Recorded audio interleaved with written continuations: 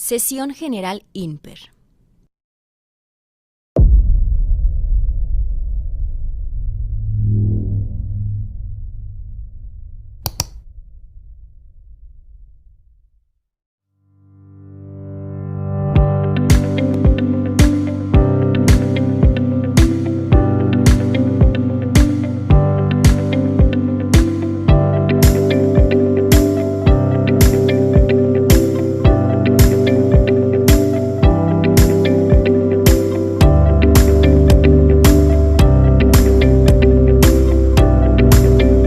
Bienvenidos. Comenzamos.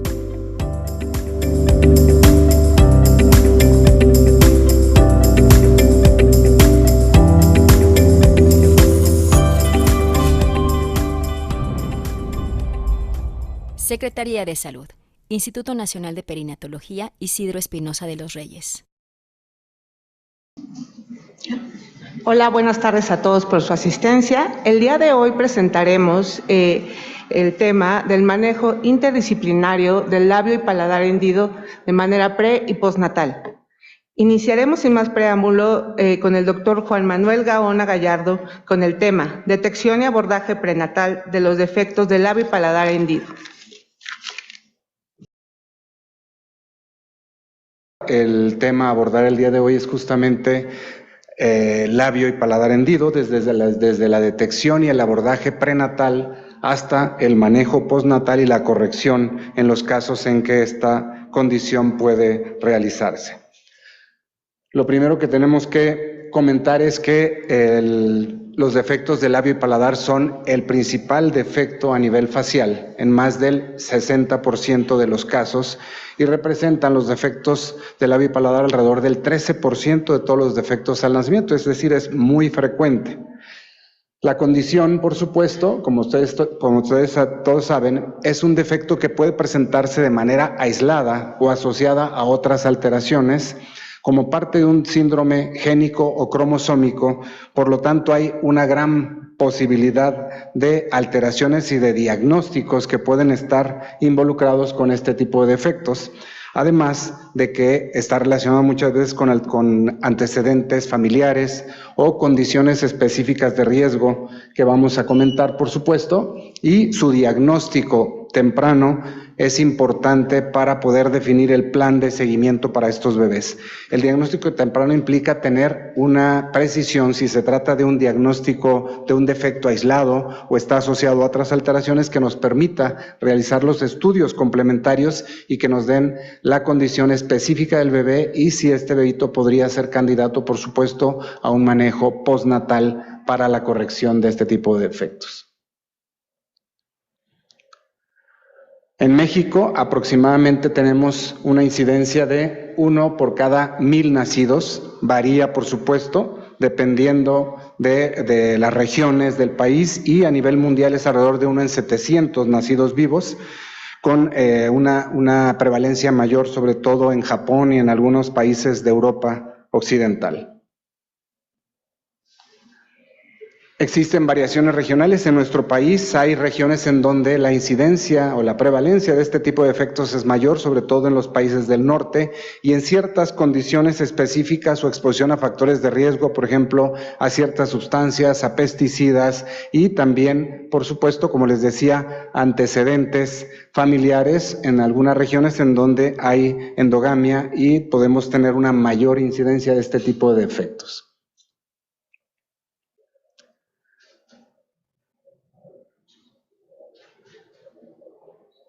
Los factores de riesgo asociados, como ya los mencionamos, son múltiples. De hecho, se considera una etiología multifactorial. Cuando es un defecto aislado, aún así es una causa multifactorial porque intervienen tanto factores genéticos, factores ambientales, que nos van a dar una posibilidad mayor de que haya este tipo de defectos o que su presentación sea más frecuente.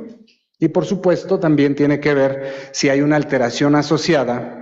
Por ejemplo, tenemos que cuando hay una alteración asociada, generalmente hay el diagnóstico sindrómico hacia algunos síndromes génicos y cromosómicos alcanza alrededor del 95%. Es decir, cuando no tenemos un defecto aislado es altamente probable que sea parte de un síndrome génico o cromosómico. De ahí la importancia de poder tener un diagnóstico completo y las diferentes pruebas que tenemos que realizar para poder definir la causa específica y si se trata de un defecto aislado o asociado. Por supuesto, la exposición a ciertas sustancias, de ahí la importancia de poder indagar, de poder investigar en la paciente si tuvo exposición a ciertos fármacos o sustancias que pueden estar relacionados con la alteración. Recuerden que el desarrollo de este tipo de efectos se presenta generalmente entre la semana 4 y la 12 de gestación. Entonces tenemos un defecto en etapas muy tempranas y en donde hay una alta probabilidad de que la exposición a ciertos factores o a ciertos teratógenos nos pudiera condicionar este tipo de alteraciones. Y también condiciones maternas, por ejemplo, como la diabetes, la obesidad, se han relacionado fuertemente con este tipo de alteraciones a nivel facial y, por supuesto, a otros niveles.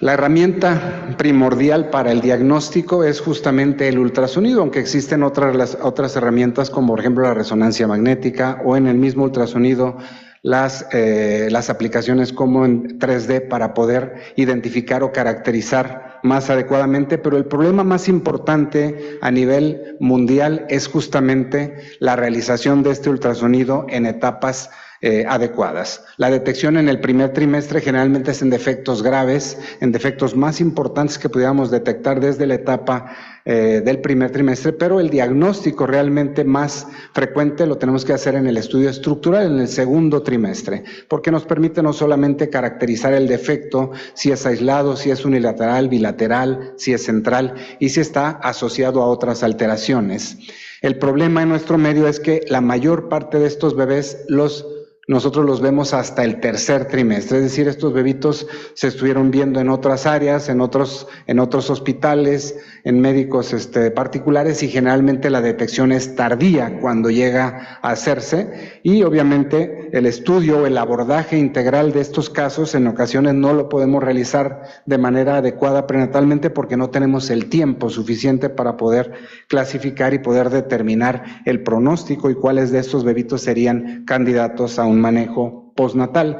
De ahí, por ejemplo, un defecto aislado, generalmente no solicitamos un estudio genético, lo más que se ha recomendado es el cariotipo, pero en defectos en donde encontramos otras alteraciones, como consideramos que es un defecto multifactorial, no está relacionado la mayor parte de las veces, en más del 95% de los casos no se relaciona con una alteración cromosómica o genética específica.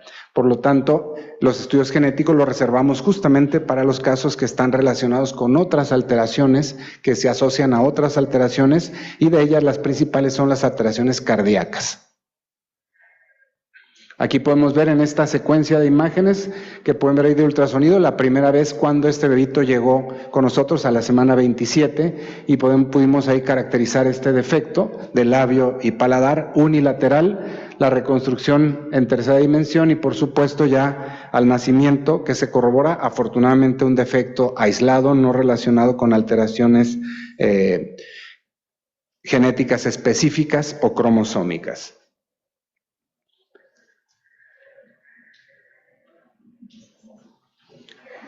El seguimiento prenatal y el manejo de los defectos faciales, o específicamente defectos de labio y paladar, justamente el punto más importante es el diagnóstico, el momento en que podemos identificar este tipo de defectos a través de la utilización del ultrasonido como herramienta principal y algunos estudios complementarios que nos permitan establecer, como ya les decía, un diagnóstico preciso para definir el plan y el pronóstico para estos casos. El seguimiento prenatal va a depender justamente si se trata de un defecto aislado o asociado para la asesoría genética, los estudios complementarios, la vigilancia del crecimiento de estos bebés y, por supuesto, evaluarlos hasta el momento del nacimiento.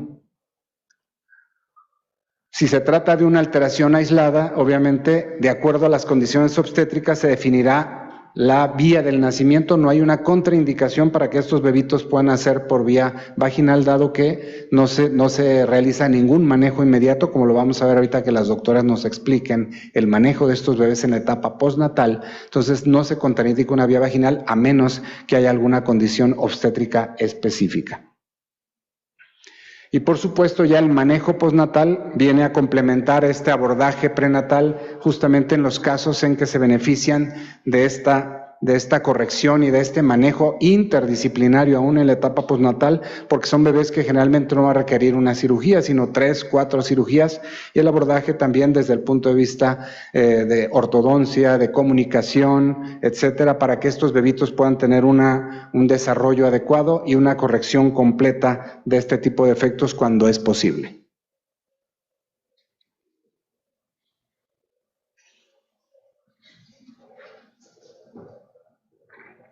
El pronóstico de estos defectos, como ya lo hemos comentado, va a depender justamente de si se trata de un defecto aislado, de si está relacionado, como ya hemos mencionado varias veces, con alguna alteración cromosómica, ¿sí? En ocasiones puede ser candidato a un tratamiento, sin embargo, el diagnóstico de este bebito puede ser, por ejemplo, una trisomía 13, una trisomía 18, y en esos casos, por supuesto, son bebés que tienen un pronóstico muy desfavorable. Y el pronóstico postnatal depende justamente de esta atención integral y de este tratamiento completo que se les da a estos bebés para poder tener una corrección al 100% en una buena parte de los casos.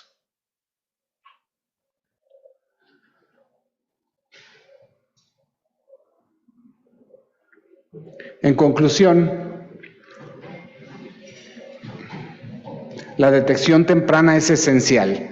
Desafortunadamente en nuestro medio, como en muchos otros países, este tipo de diagnóstico, en otros, por ejemplo en Europa o en Estados Unidos, se recomiendan las 3 evaluaciones en el primero, segundo y tercer trimestre, pero obviamente dependiendo de los factores de riesgo, las pacientes se derivan para una revisión más especial. En nuestro caso, generalmente son diagnósticos incidentales o muchas veces se envían hasta que el bebito ya está por nacer y desafortunadamente nos limita la posibilidad de determinar si se trata de un defecto aislado o asociado a otras alteraciones.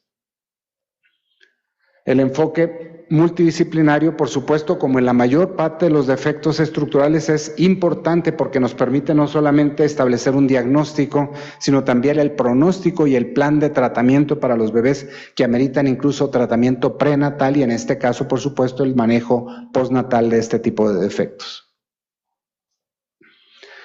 Es importante entonces reforzar no solo la educación y la capacitación de los profesionales, sino también el que las pacientes acudan en un periodo temprano para que puedan tener una evaluación básica inicial y de acuerdo a sus factores de riesgo se pueda determinar qué casos son candidatos a una evaluación más específica, no solamente para defectos de labio y paladar, sino para otras alteraciones prenatales que podríamos diagnosticar y que nos permitiría no solamente un diagnóstico más temprano, sino un pronóstico y un tratamiento más adecuado para todo este tipo de defectos. Muchas gracias.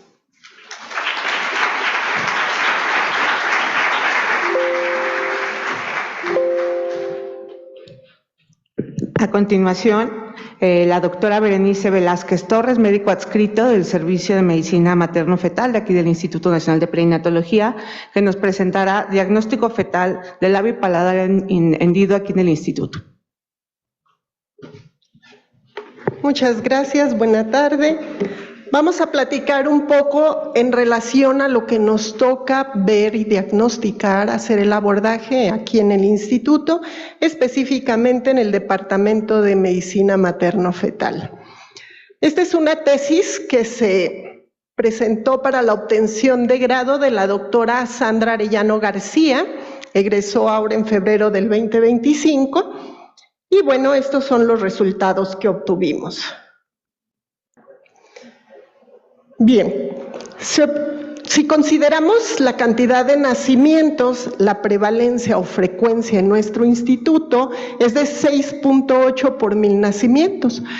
No debemos dejar de lado que somos una institución de referencia nacional e incluso regional de algunos países de Latinoamérica. De los casos en los que se encontró la información completa y cumplieron nuestros criterios de selección, pues tenemos 100 casos, labio hendido, paladar hendido, labio y paladar hendido que se incluyeron. De estos, 46 casos fueron aislados, 47 fueron asociados a otros defectos estructurales, no sindrómico, y 7 en los que se confirmó como sindrómico. Estas son las características de nuestra población. Si se fijan, la edad materna en edad reproductiva ideal, 27 años, el índice de masa corporal tampoco fue un factor determinante, más o menos 50-50 de primigestas y de que tenían 2 o más embarazos, antecedentes familiares de labio o paladar y o paladar hendido fueron 9%, la presencia de patologías que conocemos como factores de riesgo, está la diabetes en 8 casos y la epilepsia con tratamiento farmacológico, que en este caso son los tratamientos los que agregan todavía más como factor de riesgo, fueron 3. Tenemos también alcoholismo, tabaquismo, considerados también dentro de los factores de riesgo, que sí encontramos ahí 8 y 3 casos respectivamente. El consumo de ácido fólico como medida preventiva, que ya ahorita ya debería ser algo cotidiano, sigue sin estar presente en la etapa pregestacional. Si nos fijamos ahí, antes de las 8 semanas de gestación, que ahí entrarían aquellos casos que pregestacionalmente lo deberían de estar ya consumiendo, solamente 30% de los casos lo presentaron y el resto se inició ya una vez que se supieron embarazadas. En cuanto a si fue labio, si fue paladar o fueron ambos, en todos los casos de los aislados encontramos que fue labio y paladar afectados. Y si se fijan, la distribución bastante homogénea, más o menos una tercera parte para cada una de las presentaciones, y el más raro pues fue la presentación central en el caso de los aislados. Por diferentes motivos se llegó a realizar estudio genético, siendo el cariotipo prenatal en 5 casos y en 3 de los casos se realizó el MLPA. En todos los casos de aislados resultó normal el estudio.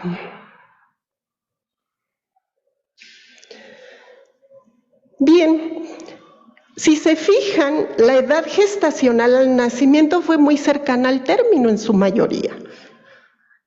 38 semanas, más o menos 1.3, ahí no tenemos tanto problema. La vía de nacimiento ahí sí nos llamó mucho la atención.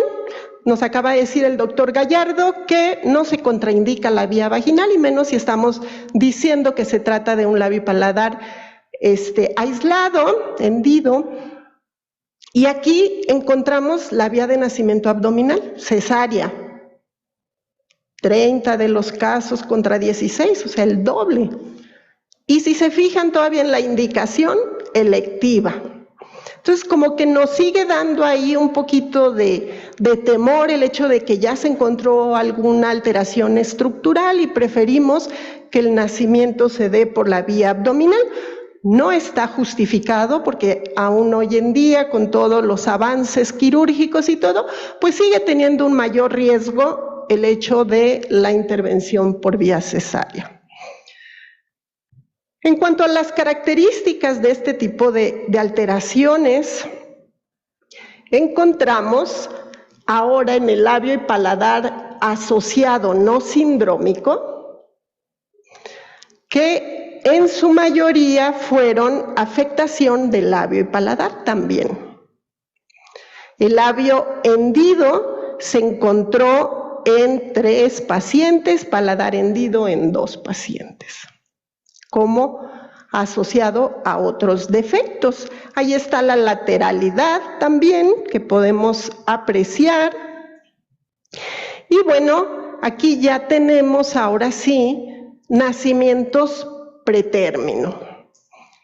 Ya no nos esperamos que se vayan a término y muy probablemente esté condicionado por las otras características o las otras alteraciones estructurales que están relacionadas con el defecto facial.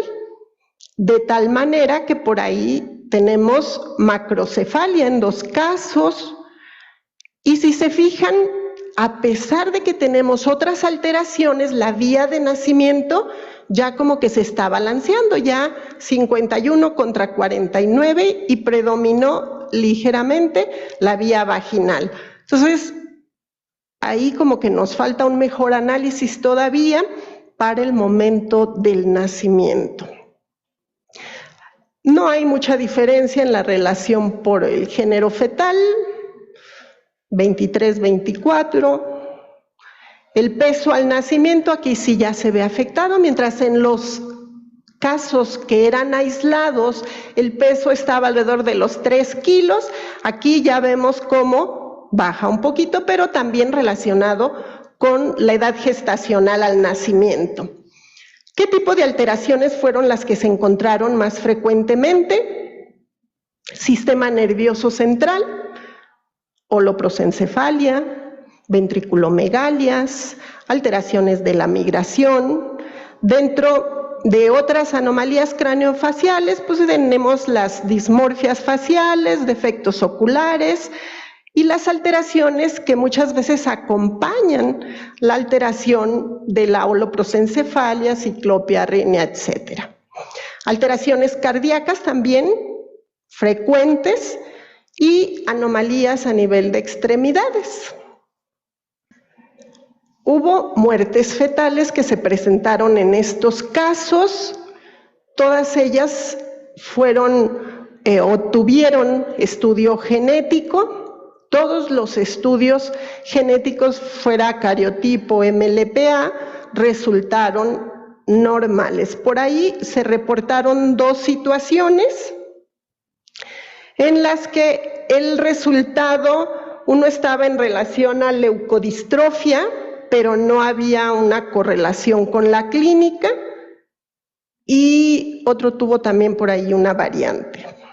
Aquí los tenemos, que estaban en relación a la ventriculomegalia y a la cardiopatía. Ninguno con traducción clínica. Múltiples alteraciones que se pueden presentar en estos casos. La holoprosencefalia frecuentemente porque sabemos que hay una explicación desde el punto de vista de desarrollo embrionario. Si tenemos afectación en ese momento, pues tenemos alteraciones en el clivaje y también en la formación de las estructuras faciales. Entonces, están ampliamente relacionados y no necesariamente como parte de un síndrome génico o cromosómico, sino simplemente como parte del desarrollo que se ve afectado en ese momento. Dentro de este grupo, pues tuvimos una gran cantidad de muertes. Hubo muertes fetales, muertes neonatales, hubo interrupciones del embarazo ante la noticia, pero 32% de estos bebés egresaron vivos. Recibieron tratamiento y de igual manera se enviaron y fueron valorados en su momento por estomatología, a los que se consideró que tenían beneficio de la aplicación de la prótesis, se les proporcionó, y eso no lo comenté, pero en todos los casos aislados se realizó este proceso y se dirigieron a las fundaciones correspondientes. Nosotros más frecuentemente enviamos desde la etapa prenatal a SUMA, al ABC, que tenemos la vía directa para enviarlas. Bien, pasando ya a los casos sindrómicos, fueron solamente 7. De estos 7 casos, todos tenían afectación del labio y paladar. 4 fueron bilaterales, 2 izquierdos, 1 central. Y las alteraciones que más frecuentemente se presentaron asociadas al defecto de labio y paladar fueron la holoprosencefalia y las anomalías cardíacas. Pero tuvimos también alteraciones a nivel del sistema genitourinario y de extremidades. Y finalmente, pues estas son el estudio genético, fueron 2 MLPA postnatales, 5 cariotipos prenatales, los resultados, 6 con trisomía 13, 1 con trisomía 18, 4 muertes neonatales, 2 muertes fetales y una interrupción. A final de cuentas, los 7 casos fallecieron. Ya nos decía el doctor Gallardo la importancia de una buena evaluación y lo importante de que lleguen tempranamente.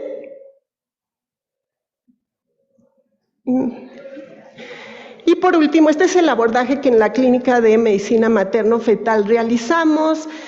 Muchos de los pacientes son enviados con defecto de labio y paladar, realizamos la evaluación estructural, se realiza la sesión interdisciplinaria con la participación de estos departamentos y muchos otros, el abordaje multi e interdisciplinario con su seguimiento. En los casos en los que se valora y son candidatos para la prótesis, se colocan, se adiestra a la mamá o se le da la capacitación para la alimentación y se van a las fundaciones correspondientes para su seguimiento. En el caso de que sabemos que el bebé tiene una enfermedad limitante para la vida, pasa a cuidados paliativos. Muchas gracias.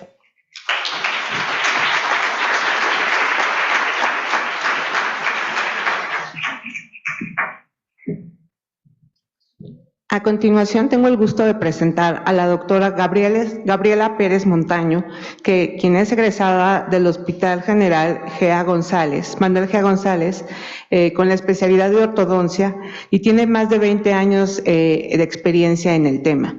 Nos va a presentar el día de hoy alimentación y ortopedia prequirúrgica. Gracias, buenos días, tardes.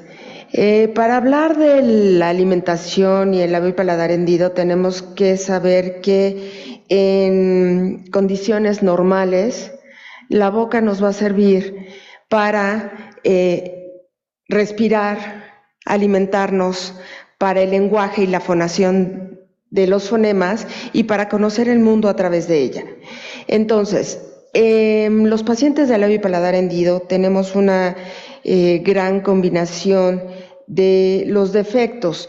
Podemos ver que dependiendo de la etapa embrionaria en la que se presente la falta de unión de los segmentos, vamos a tener que la clasificación más común que tenemos es la de Carnahan, que ya tiene mucho tiempo, pero sigue estando vigente. Es a partir del foramen incisivo y todo lo que esté adelante del foramen incisivo lo contemplamos como paladar primario y todo lo que esté por detrás del foramen incisivo se contemplará como paladar secundario. Entonces, podemos tener pacientes con fisuras labiales uni o bilaterales que solamente abarquen el labio. Si abarcan, por ejemplo, en este caso, la parte de la premaxila, se considerará labio fisurado y paladar primario hendido. Ahora, podemos tener paladares aislados, esto es decir, si tenemos labio y paladar primario, el defecto se originó dentro de la 4ª y la 6ª semana de vida intrauterina. Si tenemos paladar o úvula bífida, entonces esto fue posterior a la 7ª semana de vida intrauterina. ¿Para qué nos sirve saber todas estas combinaciones? Si la fisura palatina es más grande, si es unilateral, si está cabalgado el segmento mayor sobre el segmento menor, si la lengua a la hora de elevarse se guardó dentro de los segmentos, y esto nos va a dar necesariamente una fisura más grande que en este caso en donde los segmentos están cabalgados. Ahora, si tenemos las menos complicadas son las fisuras que solamente abarcan labio y paladar primario. Eso quiere decir que todo el apoyo de la alimentación y de la deglución va a estar completo y no vamos a tener alteraciones. Cuando tenemos una premaxila tan prominente o más, tan pequeña, incluso con rotación anterosuperior, la retroposición de esa premaxila, el cierre de esta fisura tan grande, nos va a costar más trabajo. Ahora, hablando exclusivamente de la cavidad oral, vamos a tener alteraciones principalmente en la deglución y la alimentación, porque eso implica que no tenemos dos cavidades separadas. También esto, al no tener las dos cavidades separadas, la nasal y la oral, vamos a tener infecciones recurrentes de oído, y esto está directamente relacionado a la inclinación que va a tener la trompa de Eustaquio aquí y la congestión de secreción mucosa, así como de los residuos de alimento que se acumulen en la faringe. Problemas de lenguaje, y esto está directamente relacionado con los primeros estímulos que tenemos de la alimentación, tanto de este intercambio de milisegundos que hay entre la respiración y la deglución. Ya más adelante, no en la primera etapa, sino más adelante, a la hora de la reparación de este tipo de fisuras, tanto de labio como de paladar, podemos o no tener presentes la restricción de crecimiento por falta de estímulo y la restricción propia de las bridas cicatrizales que quedan después de la cirugía.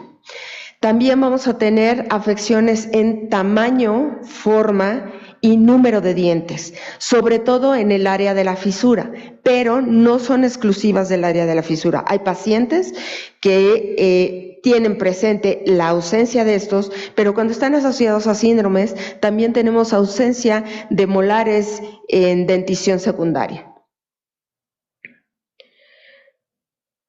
Entonces, tenemos para la alimentación que contemplar las alteraciones anatómicas.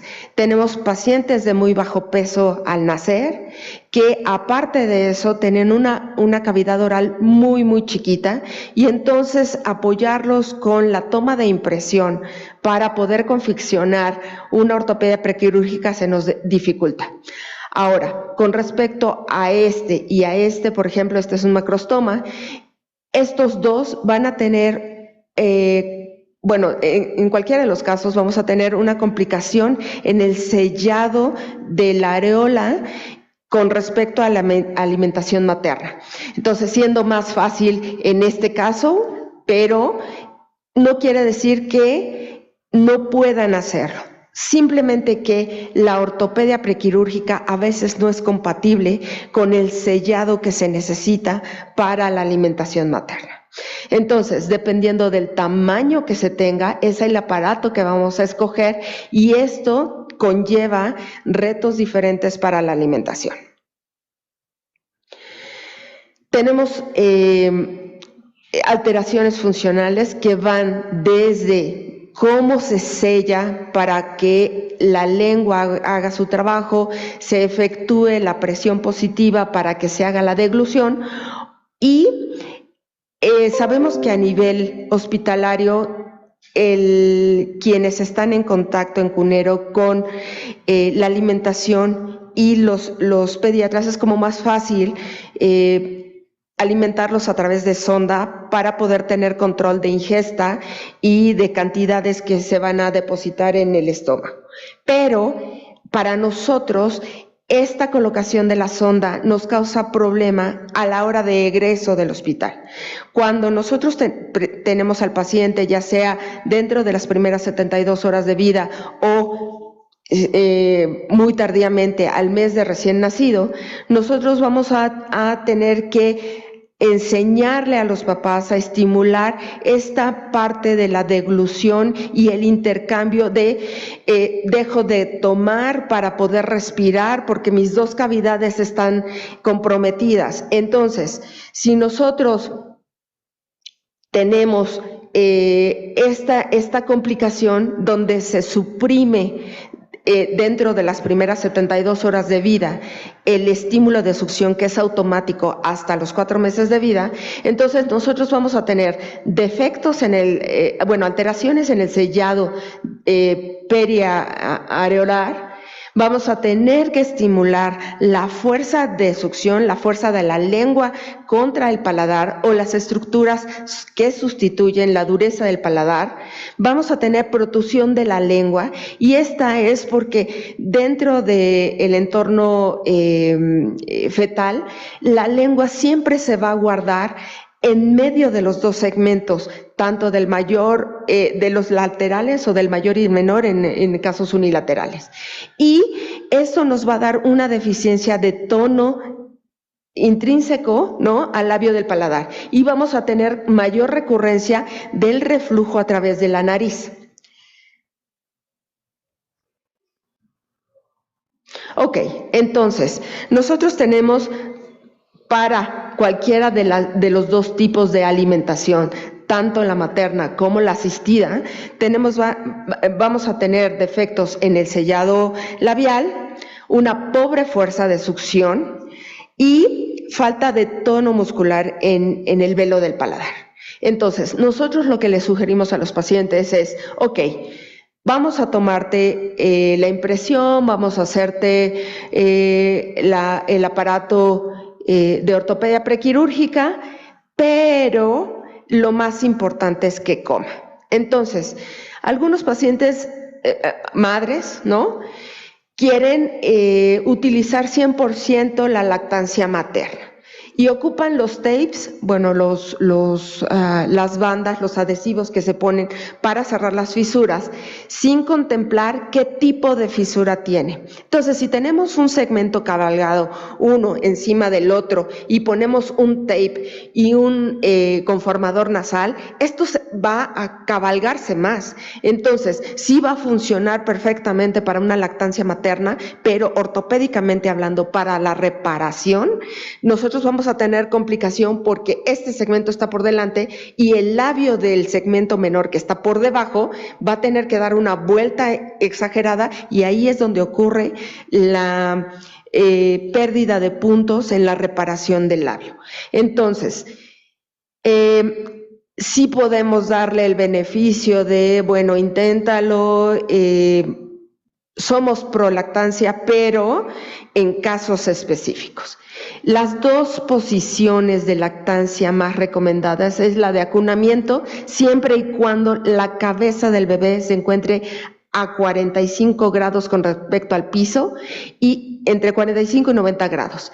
La otra posición es el con cojín de apoyo en balón de rugby, es decir, los piecitos van para atrás y de igual forma la mamá va a estar viendo al bebé y tiene que estar la cabeza entre 45 y 90 grados. Y esto nos va a evitar que los residuos de alimentos se nos vayan a las trompas de Eustaquio, ¿no?, y que nos cause una otitis de forma permanente o continua.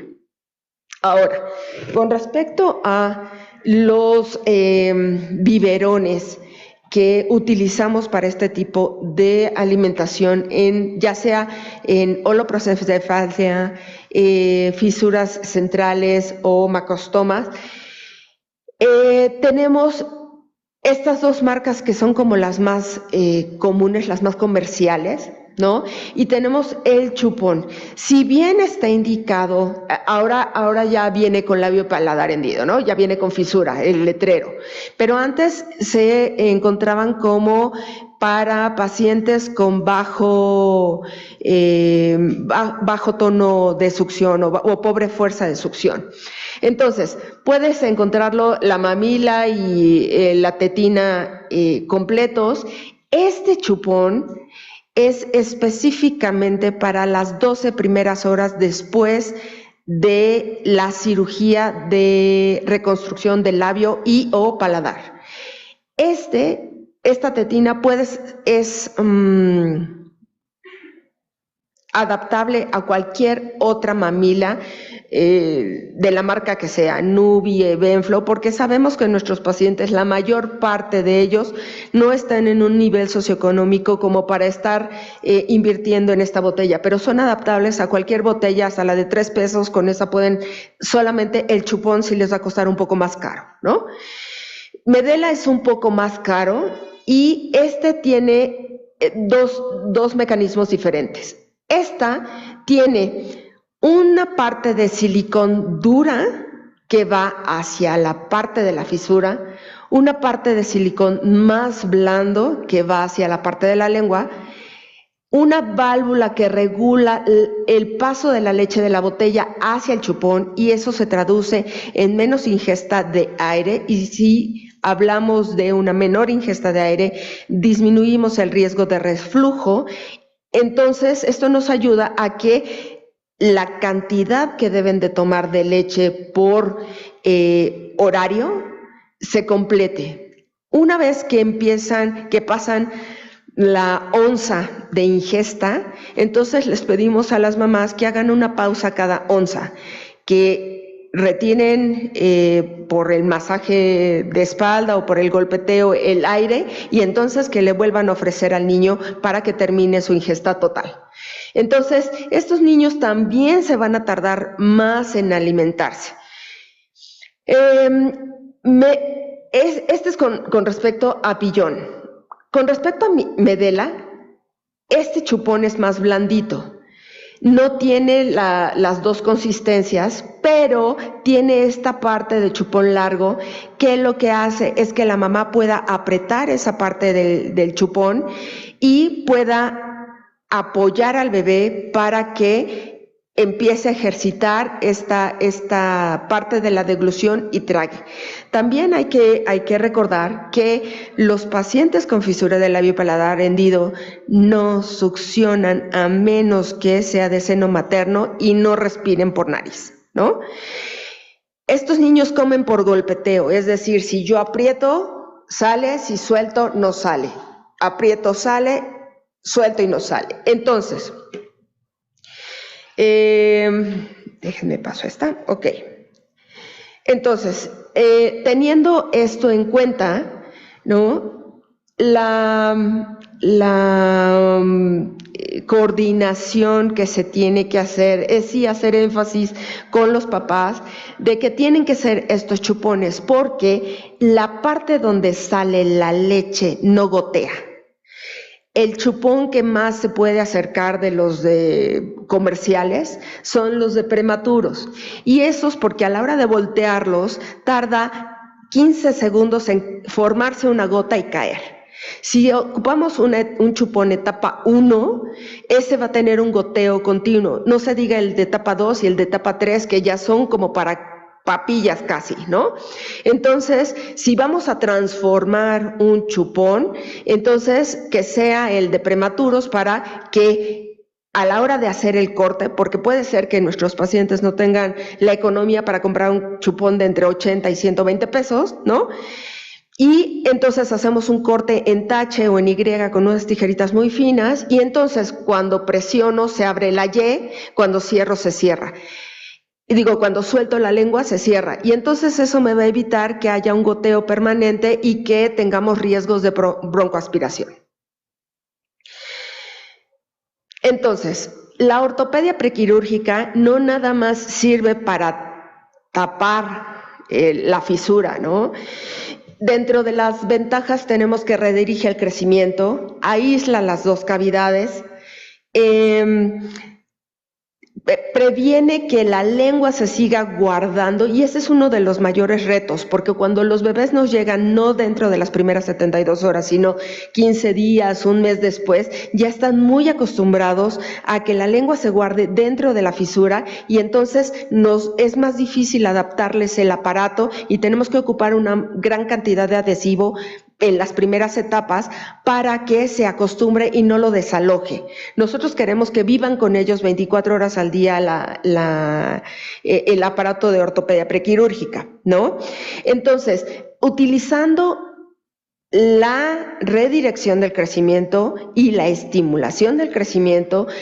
Nuestro objetivo será conformar una arcada lo más ideal o lo más cercana a como si no tuvieran fisura. Cuando son las fisuras menores a 6, 7, 8 milímetros, podemos hacerlo de una forma pasiva. Cuando son mayores a 8 milímetros, necesitamos aplicar fuerza, ya sea con tornillos, con elásticos o incluso algunos aparatos con anclaje óseo, ¿no? Entonces vamos a pasar un video de cómo se toman las impresiones. Hay algunas entidades de los estados en donde sedan a los bebitos para poderles tomar impresiones. Eso nos aumenta un turno de anestesia que no es necesario, ¿de acuerdo? Esta fue cortesía de uno de los doctores con los que colaboramos en Monterrey, ¿no? Y entonces utilizamos siempre polivinilsiloxano para evitar desgarros y que se nos vayan a la vía aérea.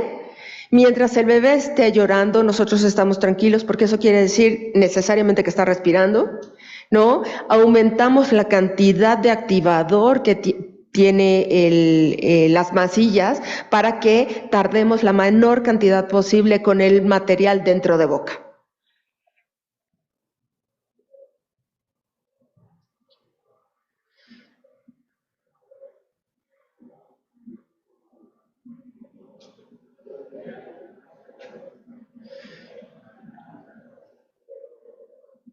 Entonces, ya con eso obtenemos un modelo positivo en yeso y sobre eso hacemos las compensaciones necesarias para poder colocar el aparato de ortopedia prequirúrgica.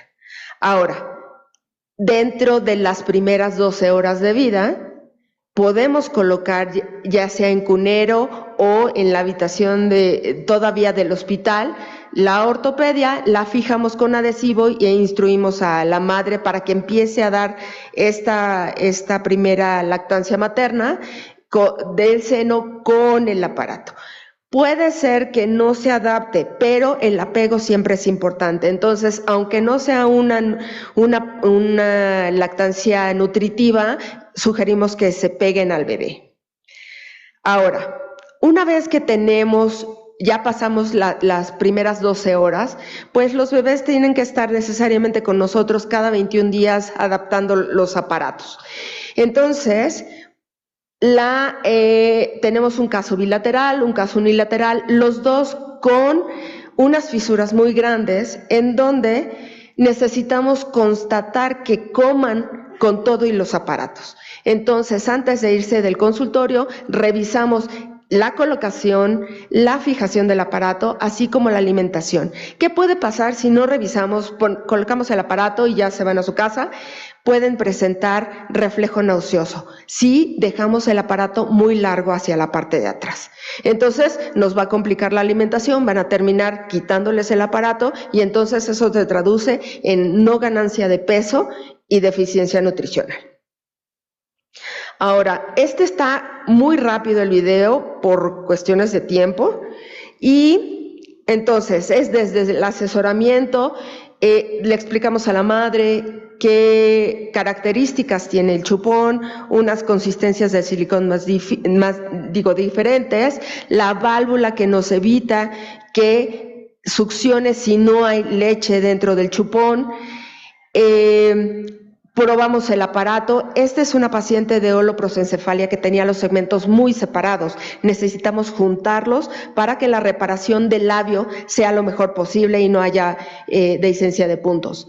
Entonces, una vez que probamos y que no lastima, ¿no? Porque tenemos que ver no nada más dónde se soporta, sino el fondo de saco, que es la parte más profunda que está, si nosotros metemos el dedo y topa, ya no sigue hacia arriba la mucosa, tiene un tope. Entonces eso llamamos fondo de saco, y entonces que no lastime, que no irrite, que sean bordes romos, y le enseñamos a la madre cómo tiene que activarlo. Una vez que activamos, pegamos y todo lo demás, entonces Pues bueno, instruimos a la madre cómo quitarlos. Generalmente sugerimos que todo este ritual lo hagan cuando están bañando al bebé, quiten el aparato, limpien, quiten los excesos de adhesivo y una vez que está eso, comprobamos que coma y que la mamá empiece a participar.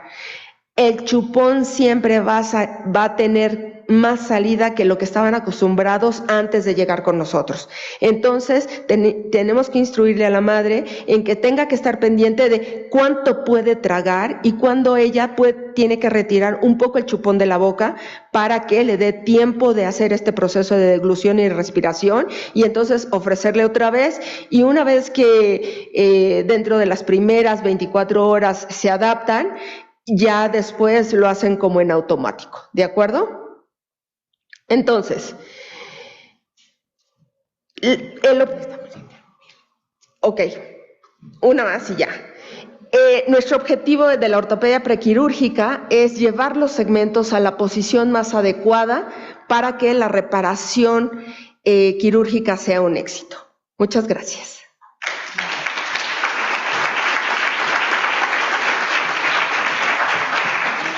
Una disculpa, pero por premura de tiempo. Por último, presentaremos a la doctora Araceli Pérez González, cirujano plástico y reconstructivo y presidenta de la Fundación Mexicana para Niños con Labio y Paladar Hendido.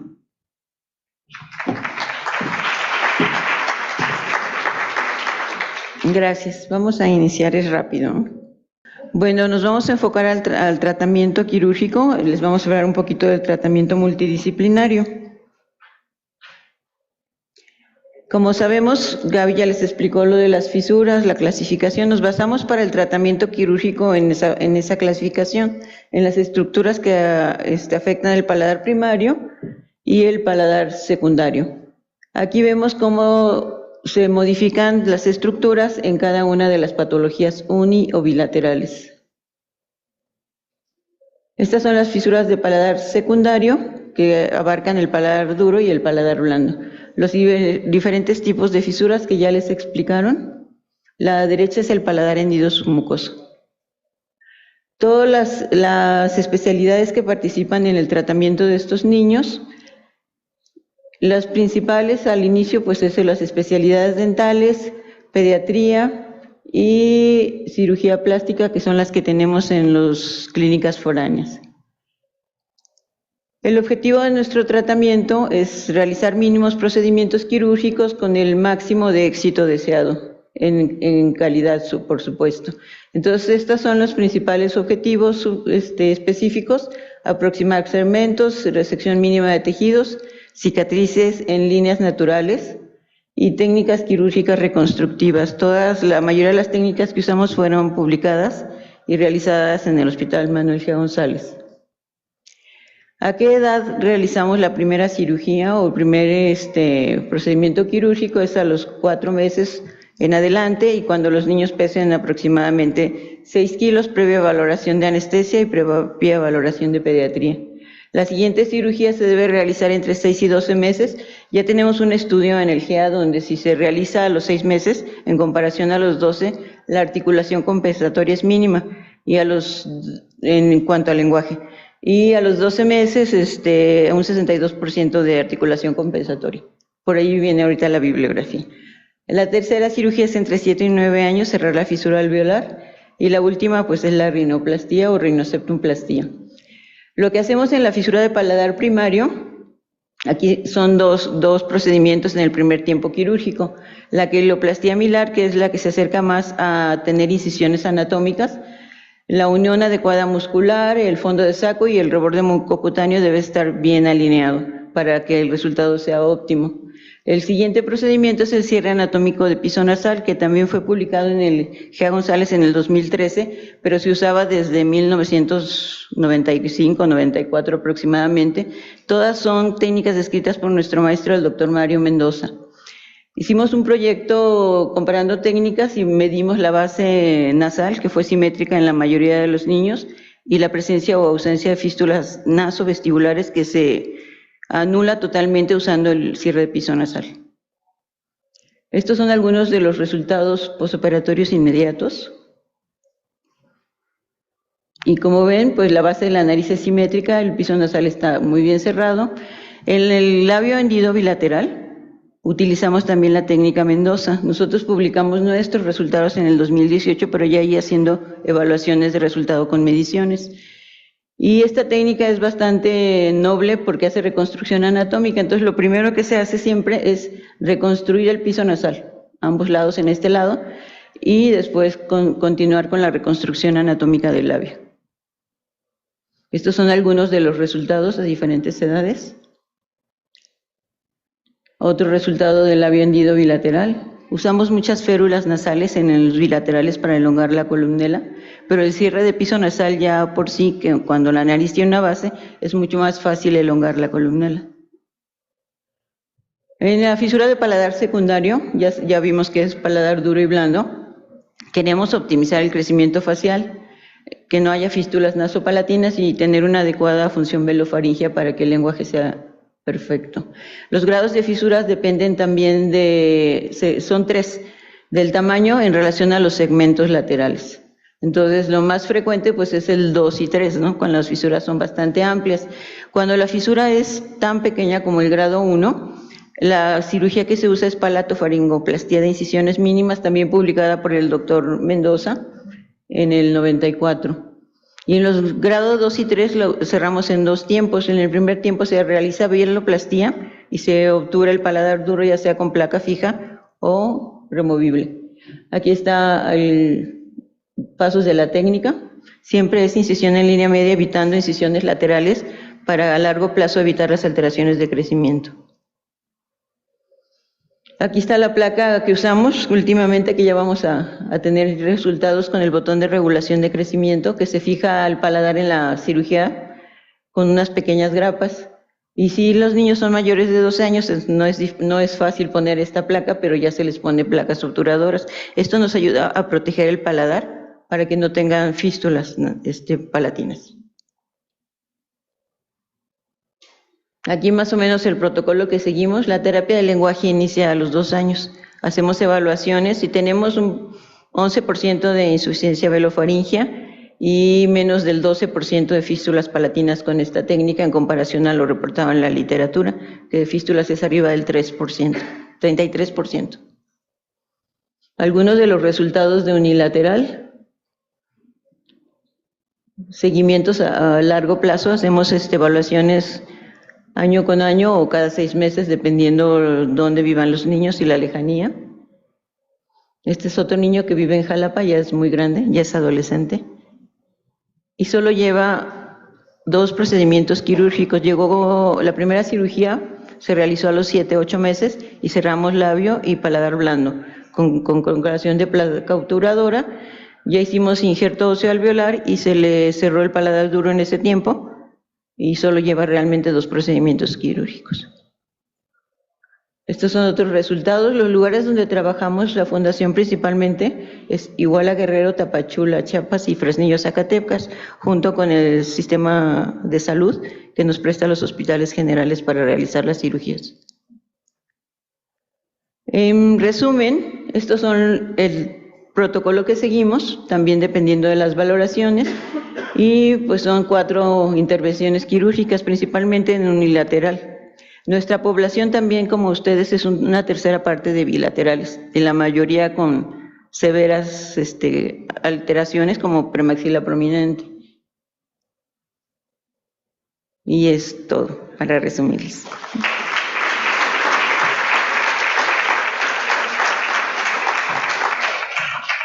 ¿Listo?